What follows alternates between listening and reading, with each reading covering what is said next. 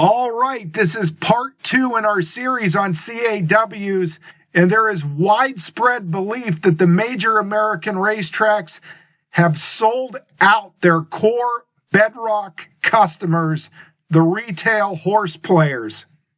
We are going to talk about Velocity and Elite Turf Club. Elite Turf Club is based in Curacao, the Caribbean tax haven of Curacao. And Elite Turf Club has about 20 accounts. 2 of those accounts are responsible for about 20% of all betting that happens on American racing. Elite Turf Club is majority owned by the Stronach Group. They have an 80% stake in it. NYRA, the New York Racing Association, has a 20% stake in it. Meanwhile, Velocity is owned wholly by Churchill Downs. CDI, Churchill Downs Incorporated, owning Velocity. Regarding Elite Turf Club, again, they're based in the Caribbean tax haven of Curacao. Among the 20 or so accounts on Elite Turf Club, 2 of them completely stand out. It says you see here, it says the bulk of this elite money is wagered from 2 accounts called Elite Turf Club 17 and Elite Turf Club 2. These 2 people alone, and whomever they employ, may account for nearly 20% of all horse racing betting in the USA, according to a Financial Times analysis of wagering data. When I spoke with Scott Duarte, the president of Elite Turf Club, he told me that he wouldn't answer any questions about wagering amounts or individual elite members. All of those are going to be met with a no comment, he said, citing confidentiality agreements. Now, Velocity, owned wholly by Churchill Downs and is focused on CDI tracks that Churchill Downs Incorporated owns. Now, in part 1 of this series, a video I published a couple days ago, we focused on the origins of CAW team.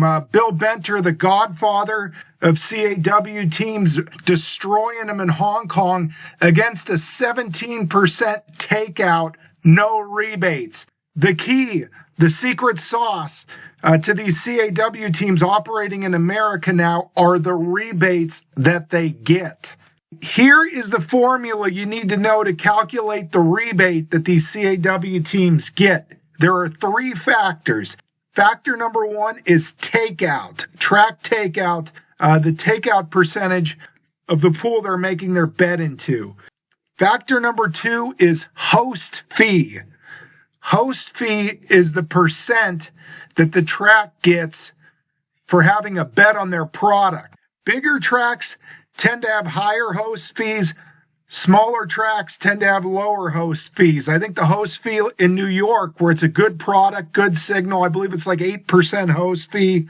It gets lower as you get to smaller tracks. And I know one small track in particular that handles a lot of money.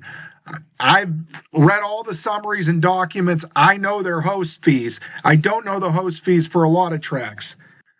But the host fee is simply a percentage of the bet that goes to the track that hosts the race that's getting bet on. Finally, the third thing that you need to know is the bet supplier commission. The bet supplier is who you're making this bet through. If it's the CAWs, they're making it through Elite. They're making it through Velocity. For those big volume players, it's only 0.25%. Remember, 3 factors. Number 1, takeout rate. Number 2, host fee. Number 3, bet supplier fee. Pictured here are the takeout rates for each track. You see, starting with Aqueduct up here.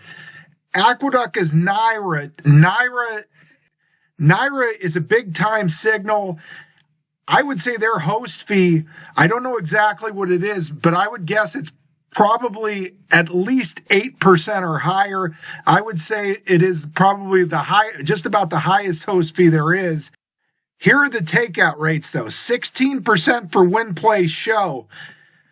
Really, of all the tracks and all the pools, Where there's going to be the least shark-infested water in the pools is going to be the wind pool at a track that's got a low wind takeout, relatively low wind takeout, a high host fee.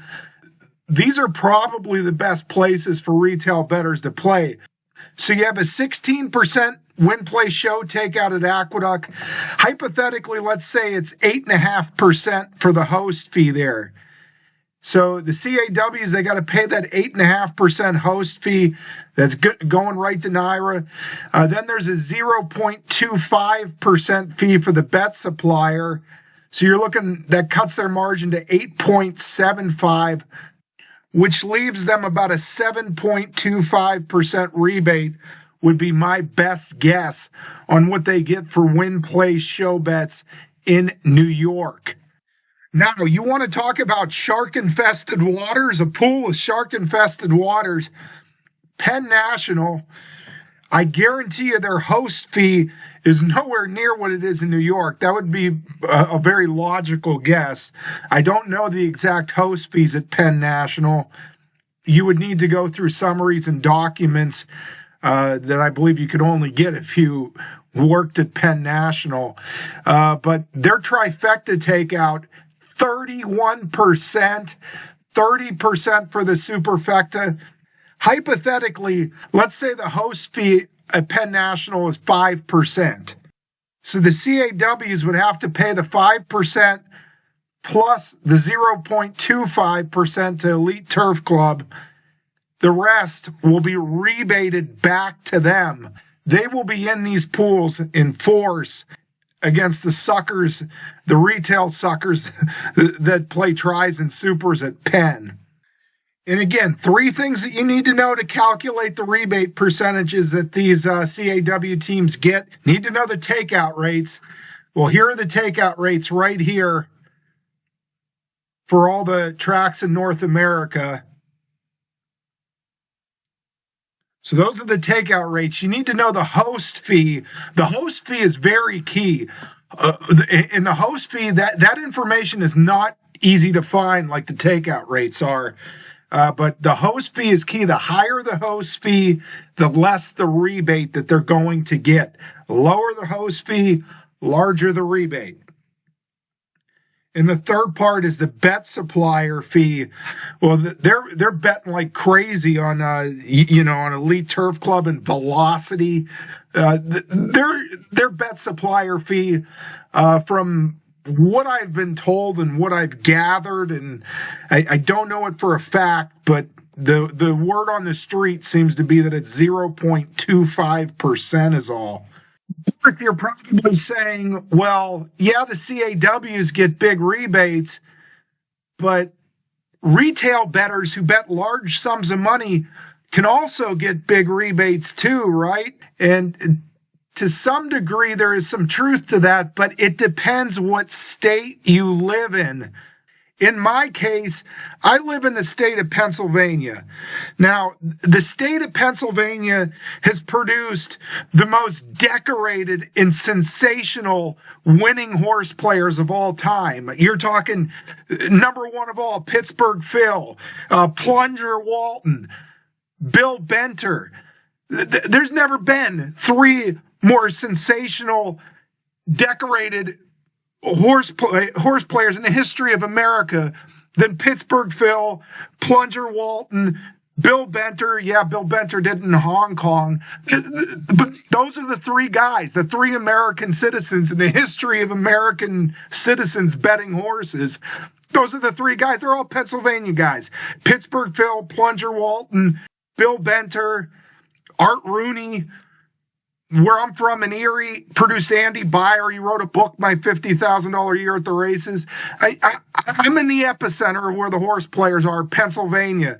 You can't get rebates here anymore. This was over a stretch from April 12th to April 20th, just 9 days. And I did this basically to try to rebate shop it, to try to get as big a rebates as I possibly could. And over those 9 days, I racked up over $35,000 in bets. I mean, I'm a guy with a wife. I got a 3-year-old son. I got a wife. I had to basically, tell them, I got a big project here. I need about 2 weeks. Give me 2 weeks. I'm going to study. I'm going to prepare and just make a wagering assault and try to shop rebates out of that. That's what I did here. Now, granted, this was largely focused on win betting. I wasn't doing a lot of exotic betting. I was but I bet 81 different tracks over this span. I even played some harness tracks, some foreign tracks. I wanted to look like this madman that you would be just thrilled to give rebates to. And I could not shop this into bigger rebates because in the state of Pennsylvania, you for whatever reason with the tax code and whatever, these rebate outlets will not give you big rebates. I took this. I said, look, I've done 6 figures for a year numerous times. Here's me just in 9 days betting over 35,000. Can I please get larger rebates? They couldn't do it. They can't do it if you're from Pennsylvania. Now, if you're from the neighboring state of Ohio, in Ohio, they can give you pretty big rebates. And, I was basically told, get an LLC in Delaware. Or get residency in Ohio. I'm 25 minutes from the Ohio border. Ashtabula is not too far away. Go set up an account.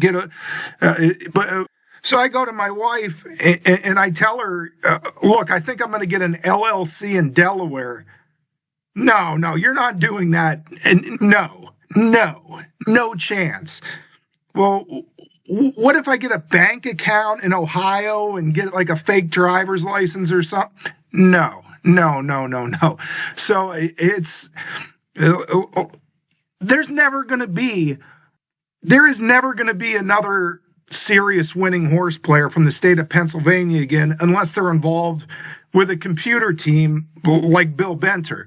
It's not happening. Now, if you are from the right state and you do bet a lot of money, I've got friends in Ohio, I got a friend in Tennessee that probably don't bet much more than me, but they get huge rebates, not CAW level rebates, not the rebates that, that these teams like Elite 2 and Elite 17 are getting.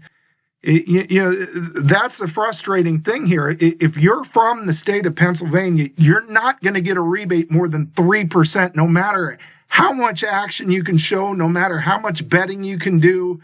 Rebates to the retail players, if you're in the right state, and there are some states that are the right state, or if you're willing to, get some phony, like Delaware. I've never been in the state of Delaware in my life, but if you get an LLC, it's a very frustrating thing how these CAWs are able to get like these massive rebates, and retail bettors in America who can bet large amounts can't get rebates, or at least can't get serious rebates.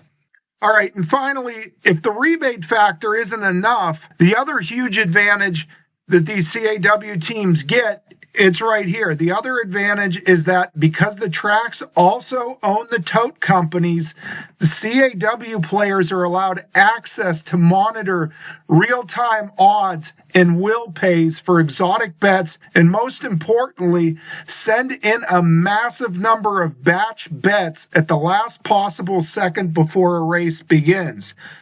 The wagers are formulated by complex betting programs identifying winning probabilities. And this is the thing that tends to frustrate a lot of the casual and even a lot of the serious bettors. Even the serious bettors get very frustrated by this, and rightfully so, is that these teams wait until the last second, like the stewards in the steward stand. They got a big red button up there. As soon as the gate breaks, they hit it. Stop betting button. These teams are, it seems like it's, especially in the win pool, it's like right when the last horse is loading, boom, is when the money comes in and the odds can change wildly. But it's really not the win pool that they're making their hay with. It's exotic pools. But these teams have a massive advantage there, with batch wagering. They could send in, thousands of bets They could just send in an endless array of bets right before the race starts at the last possible second. And it's just, you watch these pools and they just explode at the end. So really, if you're from a state like Pennsylvania, what is even the point anymore? I mean, at most, you'll do some casual wagering, just to kill some time when you got some free time and want to bet. You can't really make a serious effort unless you're in a state that can give you significant rebates. And even if you're in a state that can give you significant rebates, you're still in against this sharp element. Before the expansion of gambling and all these, casinos and slot machines started popping up everywhere, you would get the sucker bettors that are now playing the slot machines and betting football parlays. They used to go to the track.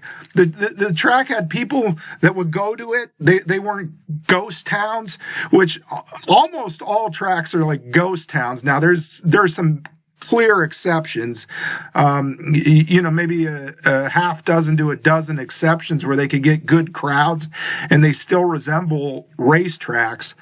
But a lot of these tracks are just ghost towns now. And again, for one person, who's got a wife and a kid, betting over $35,000 in 9 days is, takes a lot of focus and effort and energy and not an easy thing to do. And that's not, Elite 2 and Elite 17, they'll bet that into a pick 4 pool at some minor track. So really, to sum up the second part of this series, yes, major American tracks have sold out their bedrock customers, their core customers, which is the individual retail bettor. And the question really needs to be asked, who is Elite 2? Who is Elite 17? Who are these two guys? Who are these two guys? I'm speculating here. It's pure speculation because I don't know who these two guys are. We've got members in the racing media. Why don't they go find out who Elite 2 and Elite 17 are? Who are those guys? Who are they? Like all these reporters that work in racing media, go find Elite 2, go find Elite 17. Who are they? Name them. I got a sneaking suspicion that at least one of them is an Australian. I got a sneaking suspicion that at least one of them is the Joker's team.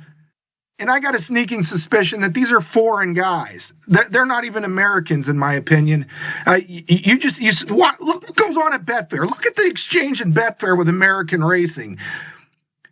And watch how that action over there mirrors it's those guys. It's those guys. This is a foreign element. These aren't Americans. There's no one that can convince me they're Americans. I guess that shouldn't matter. But good Lord. I mean, if you're going to sell out your bedrock customers, at least sell it out to an American, right? I don't know. Anyway, I hope you enjoyed this video. There will be more in this series. Thank you for watching.